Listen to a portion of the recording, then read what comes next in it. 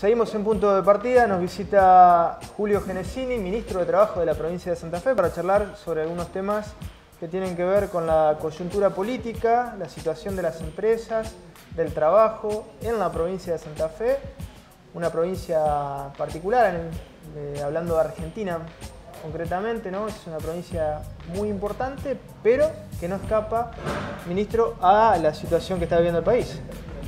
Sí, por supuesto. Estamos todos un poco a la expectativa también, ¿no es cierto?, a ver cómo continúa todo este proceso. Nosotros en general en Santa Fe, producto, bueno, un poco de la diversificación propia y la estructura de la economía de Santa Fe, por, bueno, también la impronta del gobierno provincial, donde en general, bueno, tiene un plan de infraestructura muy importante, donde, bueno, tiene una política muy activa desde el punto de vista del Ministerio de Producción y, bueno, una provincia bien administrada en general. Ha podido contener el empleo, inclusive venía creciendo el año pasado el empleo, una tendencia que en general, si bien no tenemos los números, podemos decir que en el primer trimestre no hubo grandes variaciones, pero bueno, ahora se da esta cuestión de que, bueno, hay una devaluación importante, un rebote inflacionario importante, tasas de interés elevadas y, bueno,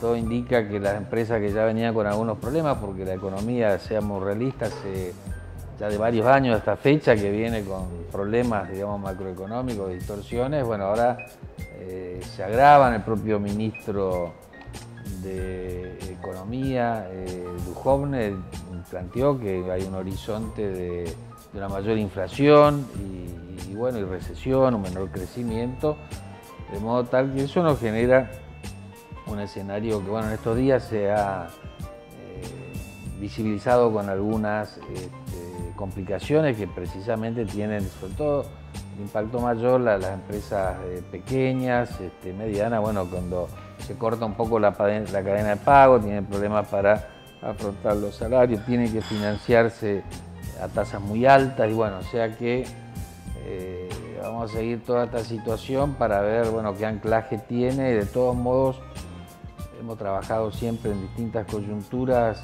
tratando de defender el empleo, articulando con sindicatos y con empleadores. Pero bueno, veremos qué impacto en definitiva tiene en materia de empleo, ¿cierto? Pero evidentemente estamos en una situación que cambia un poco como veníamos, porque si me preguntaban, y de hecho lo decíamos hace un mes, 2 meses atrás, cómo iba a ser el año, un poco la visión era que iba a ser parecido al año pasado.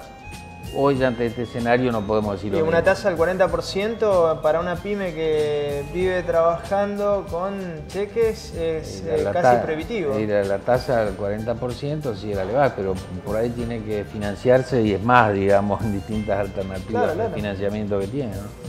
Sí. Por un lado, el gobierno nacional resolvió, entre comillas, resolvió el problema financiero, ¿no?, con esta nueva emisión de bonos, pero con estas tasas la economía real está sufriendo realmente. Y a mí me parece que, claro, obviamente se habla del dólar y el impacto que tiene en el tema de precios, toda la evaluación en Argentina, sabemos que es así, pero lo cierto es que no se habla tanto del tema de cómo impactan las tasas en el funcionamiento de la economía, bueno, las tarifas y también, bueno, la inflación. Realmente genera una situación donde, sin ninguna duda, las empresas que tenían algunas complicaciones por costo y también por, digamos, una retracción de la demanda, van a verse afectadas.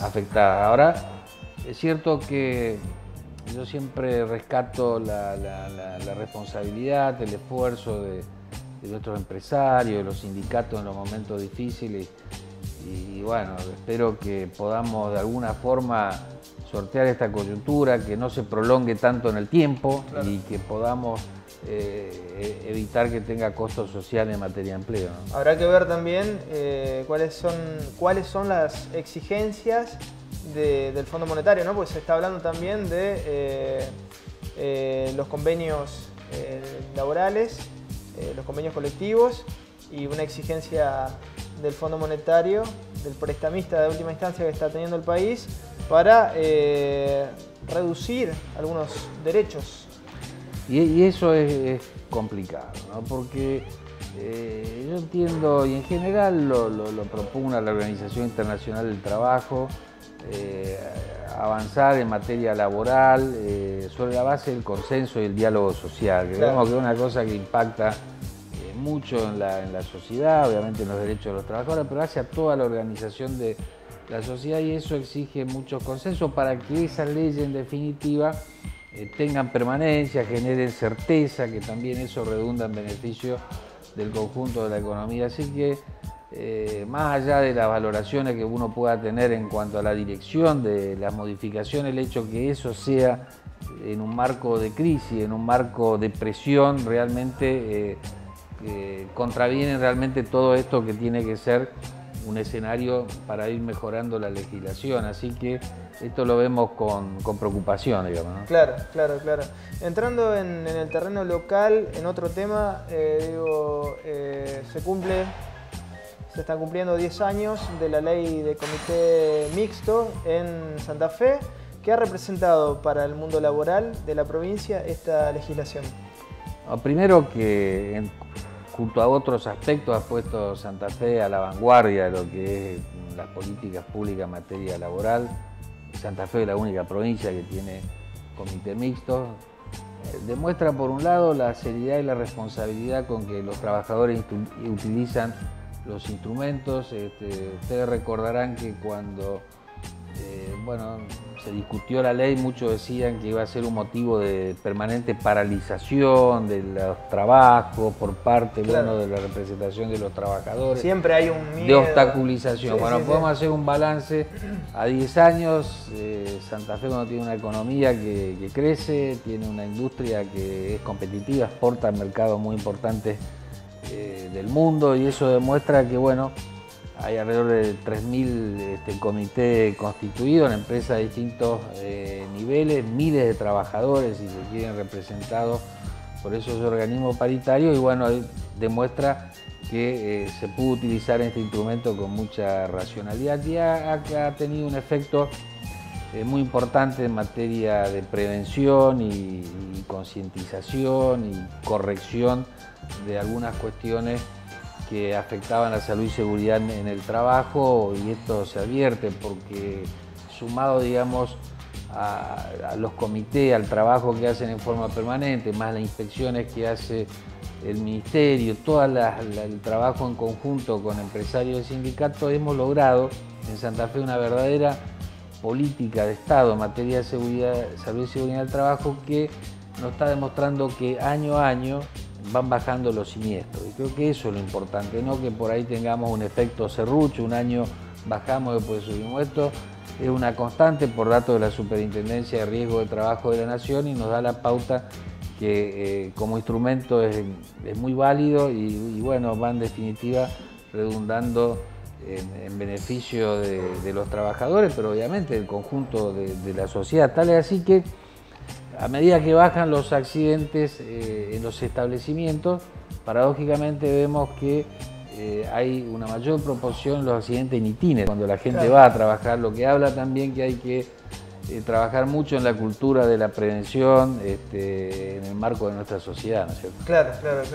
Que obviamente habría que preguntarle directamente a los actores, a los empresarios y a los sindicatos, pero ¿qué percepción tiene usted desde su cartera sobre la evaluación que hacen estos actores de estos comités?